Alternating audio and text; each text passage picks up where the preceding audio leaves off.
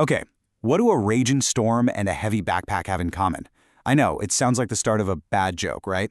But the answer is actually this incredible, invisible force that's all around us. And today, we're going to unpack it. Think about it. When a big storm rolls in, the wind just howls, right? You see leaves swirling like crazy, and huge, strong trees are literally bending. There is some serious power at play here, a force we can definitely feel, but we can't see. And that force is all about pressure. But here's where it gets really weird.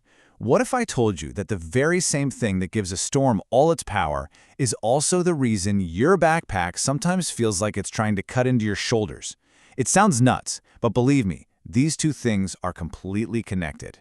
To figure this out, let's zoom in on a really simple story. It's about two siblings, Mega and Pawan. Their little situation is going to be the key that unlocks this whole mystery for us. So, here we have Mega and Pawan. They're on their way to a picnic. Now, they've packed the exact same stuff, so their bags weigh the exact same amount. Logically, you'd think the bags would feel pretty much the same on their shoulders, right? Well, something's not right. Mega's cruising along, totally fine. But Pawan, he's really struggling. That backpack is clearly hurting him.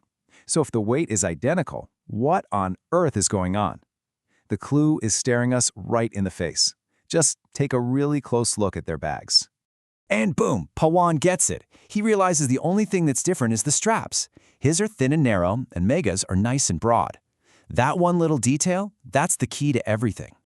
And that difference in the straps? Well, that brings us to the real hero of our story, the concept of pressure.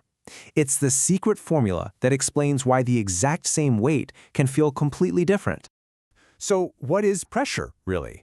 The easiest way to think about it is this. It's not just about how much force you're using, but how spread out or how concentrated that force is. It's simply the force divided by the area it's pushing on. And that is what solves our backpack mystery. This chart just lays it all out perfectly.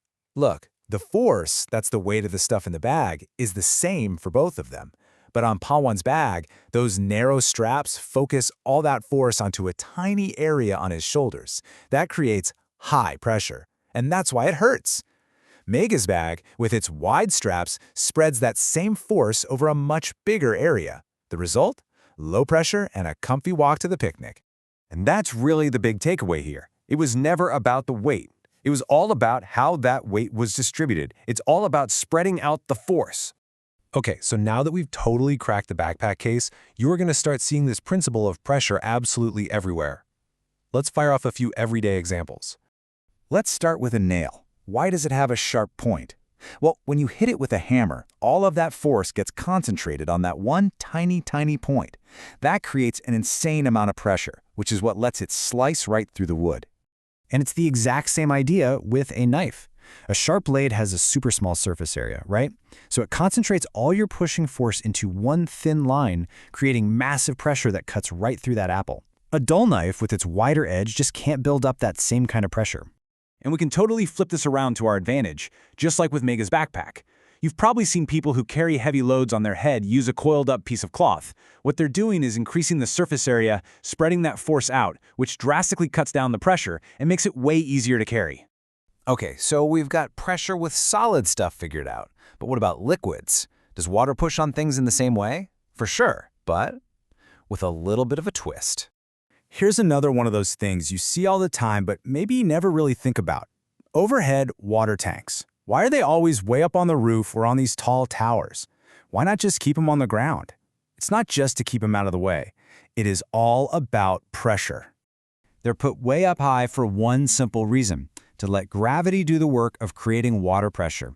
The height of that water tank is the secret ingredient for getting a good, strong flow of water when you turn on your faucet. And here's that little twist I mentioned. With the backpack, the area of the straps was what mattered. But for a liquid, the most important thing is the height of the liquid. The deeper you go, the greater the pressure gets. Let's just walk through it. It's super simple. A taller column of water means there's just more water, and therefore more weight pushing down from above. All that extra weight creates more pressure down at the bottom, and that's what forces the water out of your tap so powerfully. Simple as that. More height equals more pressure. And this little experiment just shows it perfectly. See how the balloon on the right is in a tube that holds way more water? but the balloons are stretched out the exact same amount. That's because the water level, the height, is the same in both. When it comes to liquid pressure, it's the height that counts, not how much water you have. Okay, wow. We've gone from sore shoulders and backpacks to nails and knives to the water that comes out of our taps. So let's tie it all together and get back to that big picture we started with. And this is where we come full circle. That same exact principle that makes a thin strap dig into your shoulder is what powers the wind in a massive storm. See, air always wants to move from an area of high pressure to an area of low pressure. And that powerful, rushing movement of air, that's what we feel as wind. So yeah, the pain in your shoulder and the power of a storm, they really do come from the same thing, a difference in pressure. So, I'll leave you with one last little brain teaser. Imagine a water tank is on the roof of a 3-story building. Who's going to get a stronger blast of water from their shower? You, on the 2nd floor, or your friend down on the 1st floor? Just think about the height of that water column pushing down. The answer is all about